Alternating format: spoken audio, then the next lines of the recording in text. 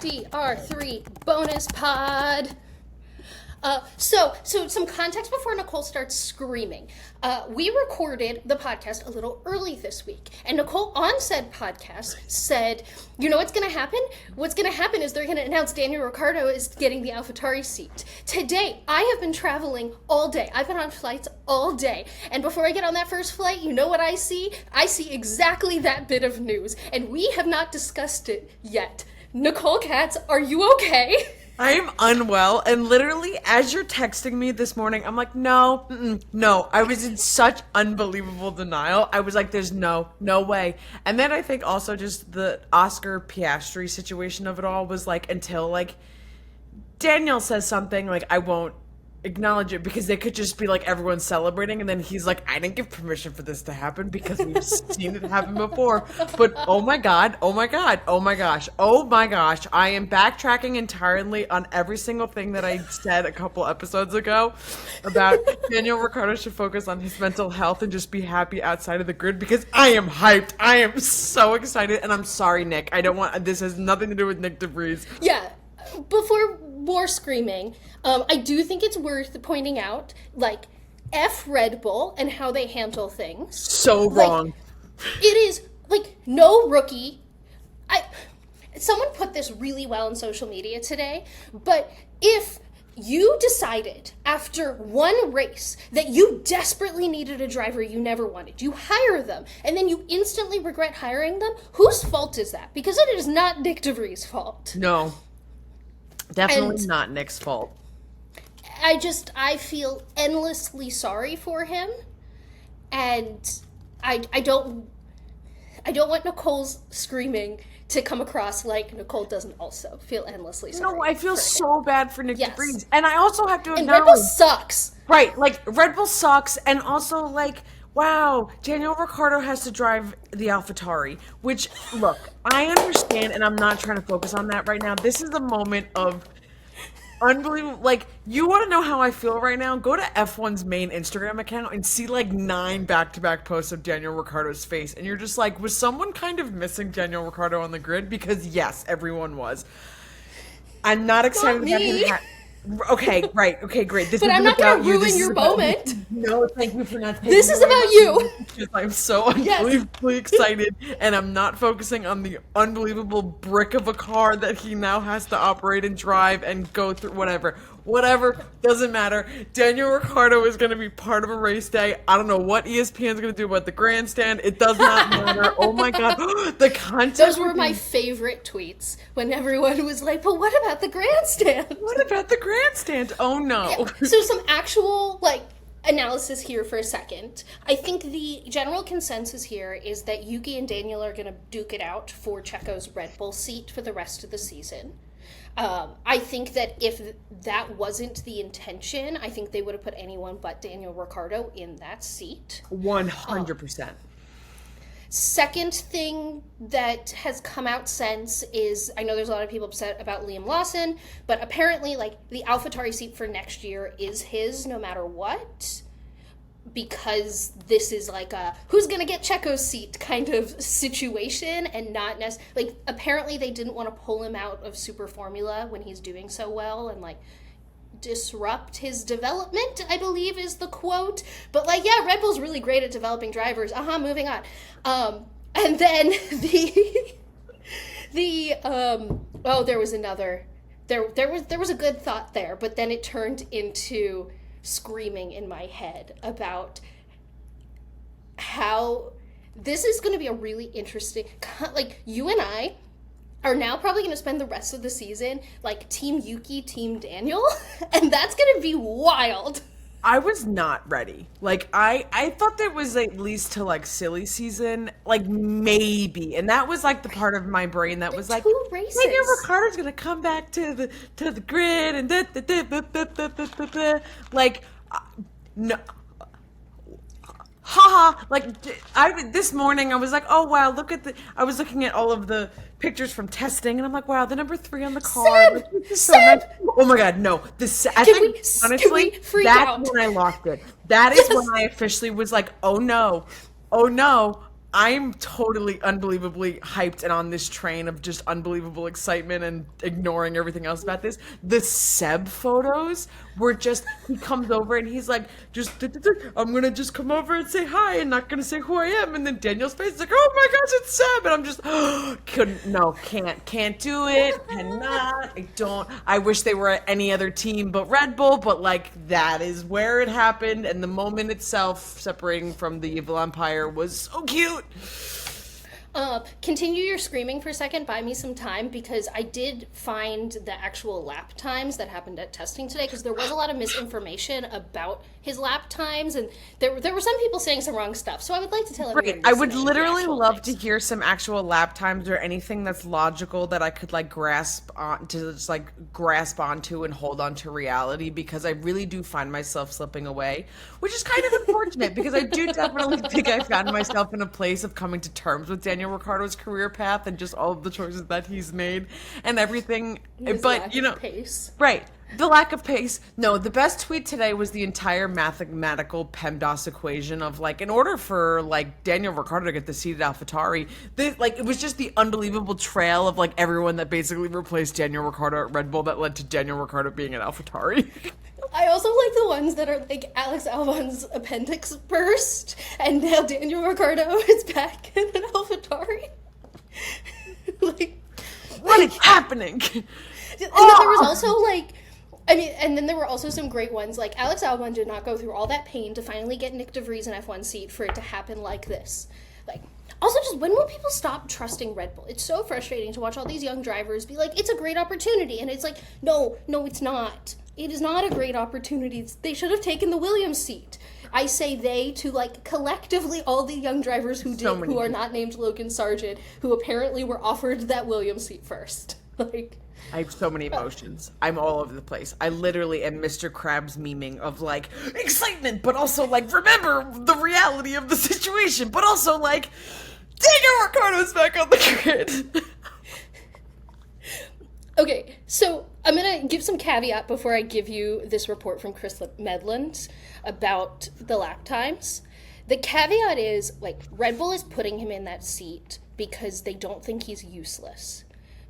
You know, if they think it's, like, worth having him go around in P18 in that AlphaTauri. So nothing I'm about to say should take down any of your excitement, okay? I don't think it can. That's I don't think so concerning. Like I think that's the worst part of it all is that it's gonna be like you could tell me that car like pulled out of the paddock and like popped a tire and I'd be like cool. The other three were fine. I mean, he did spin it on yeah lap one. I don't know if you saw that video, but means he's pushing.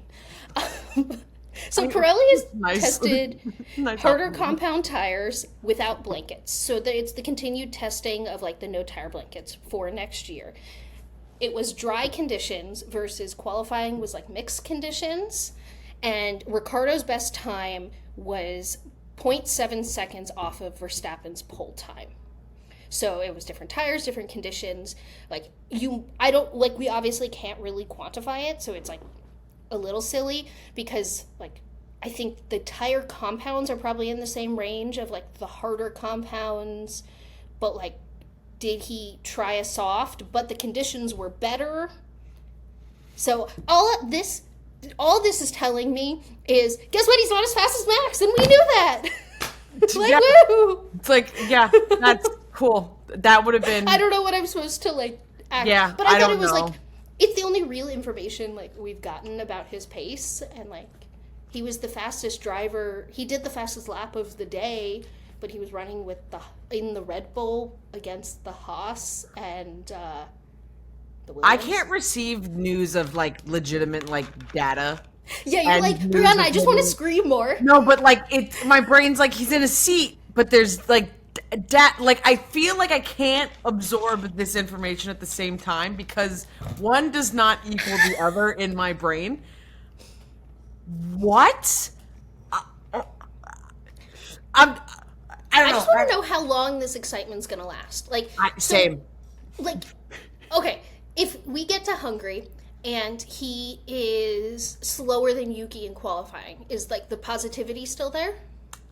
It's Depends race one. On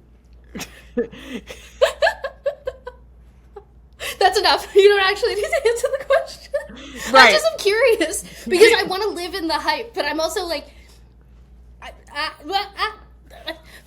think Depends on is my answer. And I think that's a fair answer because, yep, depends on. Someone asked me today, because I'm walking through the airport with F1 clothes, and they're like, Right. Daniel Ricciardo, and I'm like, yeah, and they were like, oh, that's gonna be great, he's gonna destroy Yuki, and I went, oh, and I just made a noise, and they're like, oh, and they could figure out that I knew something, and they were like, but isn't Daniel Ricciardo fast? And I went, Daniel Ricciardo is the most mid of mid drivers. He's just insanely marketable. And they were like, oh. And they clearly had never actually thought about Daniel Ricciardo outside of season 1 of Drive to Survive. But there's another the world, grid there's a needs different life, mid-drivers. There's another universe that's different, but that's not this one that we currently live in. And there's a universe where he got destroyed by Max instead of Lando. Yeah, which honestly I think I would have felt better about, but I don't know. Too. Then we wouldn't have had the whole no, I can't. We're gonna get a press conference with Daniel Ricciardo. Oh We're my gonna get no! Daniel Ricciardo in the media pen. No, I literally hi. I need so much help. Oh my god. If you're not watching on YouTube, you need to know that Nicole just picked up a landline in her home. I just think that needs more. Disconnected. Who owns a landline? It was recently disconnected. That's why it's still there. This is just becoming too much. I can't process any of this. I can't believe now there's also just not a race this weekend, and I'm just gonna be sitting for the next week of I think your hype is going to build over the next 12 days or and then just whatever come it is. crumbling down so unbelievably fast. Maybe, who knows? I'm sure when we record next week's pod, we'll be setting healthy expectations. You'll be a little more sane than you are right now. I was doing a really good job of controlling myself this morning, but then as soon as literally it was the picture with Seb that I lost it. I think that's literally when I went just on the furious text chain to you of just that's it. I've come to terms of understanding that this is a reality.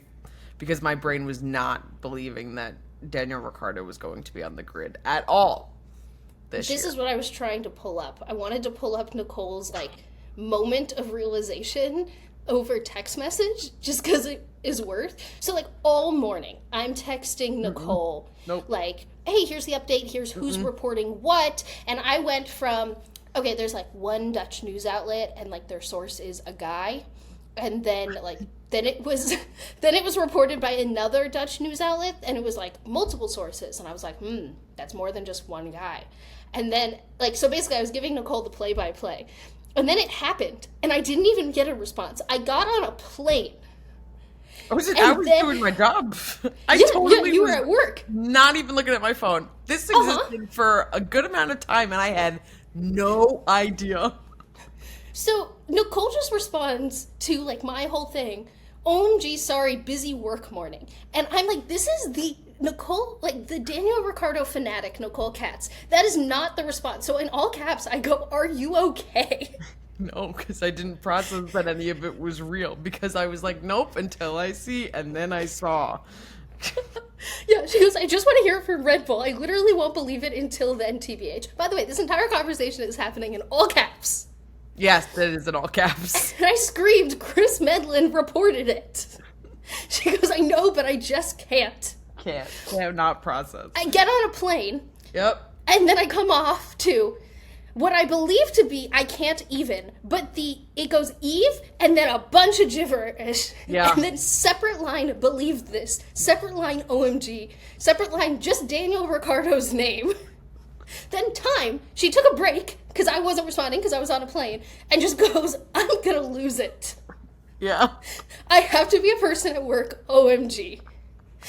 And when I turned my phone off airplane mode at my layover, I just went bing, bing, bing. Nicole believes now. Nicole's come to terms with what the world has already said is real, and I was not ready to process and says, no, sorry, I have to do work things, so I'm going to not process this right now while you say, hello, and I'm going to say, nope, busy work day, and then I come back while you're in the air and have a whole meltdown. I wasn't ready. I was not. I literally, totally wasn't ready for any of this. I feel it feels like a surprise party, and now I'm not letting the reality of it fully hit, besides the fact that he's driving. That's it. And everything else, I'll, wait till later. There's no race this weekend, so I don't got to think about it just yet. I think until quali at Hungary, I think I would support living in delusional happiness. Sick. That he's cool. on a seat on the grid, which is what you wanted. Like, we weren't doing the pod at the time last year, but Nicole was spent the entire time just screaming, take any seat. And I actually think most people who wanted Daniel Ricciardo to continue his career were just like, take any seat, because getting off the grid is normally a death sentence. I cannot believe this. It is July. The number of things that needed to happen for this to work out, though, that was still a bad career decision by Daniel Ricciardo, 100%. In my opinion. Because Nyck de Vries needed to underperform. Also, it needed to be Nyck de Vries. There were other drivers. Like, imagine if that was Colton Herta. That would, again... Because it was supposed to be Colton right. Herta. Like, they probably wouldn't have gave up on him as quickly. Because the Nyck de Vries thing was just Red Bull being mean and trying to get one over on Mercedes. And then... Checo needed to have a string of missing Q3 in the rocket ship for 5 races now? 4 or 5? At least, yeah. None of this feels possible. I am very confused. Oh my god, I have to update my multi-viewer screens. I get to bring back my Elham D-Rick. Wow, how exciting! Oh my gosh! I have to totally redo my whole layout now again. I'm so excited. Does a driver get the boot? Or does he just get worked in with your... Oh no, it just gets worked in. I mean, that's how last season I had Lewis and Danny Rick. I've had a couple of races of just having 4 windows. You only have Lewis? Yeah. Sometimes I'll open up my... iPad and I'll throw on an SD Bestie, but it was always like a Lewis and a Danny Rick were just who I had. And I have 4 drivers. You also have so many more screens than I do. Although, shout out Prime Day, I just ordered a monitor. This is now getting to other places. Just things about our life. But Danny Rick is back on the grid, and I have a lot of things and feelings about it. Right now, they're mostly positive just because I'm excited. And hopefully this is just good, happy things for him, but track record of career decisions. But we're focusing on the positive, Nicole, and then everything else we'll deal with later because we can. Because you can. Because I can. What is happening? Well, thank you for listening to this chaotic gridwalk bonus. Nicole screams about Daniel Ricciardo for X amount of minutes, however long this ends up being. I promise we will actually analyze this in a critical sense after Hungary. If you're listening to this the day it drops, tomorrow is Thursday, which is Gridwalk Day. You will get a normal episode of Gridwalk tomorrow, so make sure you come back for that. Hear me predict the future of news. I like that we have that recorded. Oh, so tomorrow's Gridwalk, we are going to be talking all things British Grand Prix, because we've yet to do that. But Nicole Katz. Daniel Ricciardo is on the grid. Yeah. If you thought that Nicole was unhinged up until this point, wait till you hear her react about Daniel Ricciardo every week. I can't have a podcast and Daniel Ricciardo be a driver. This is a lot happening right now. Wow. I'm so excited. Oh my god, I hope Horsey McHorse comes back to Austin. Daniel Ricciardo is going to have his dream of racing in Vegas. This is such a great day. Bye, everyone. See you tomorrow.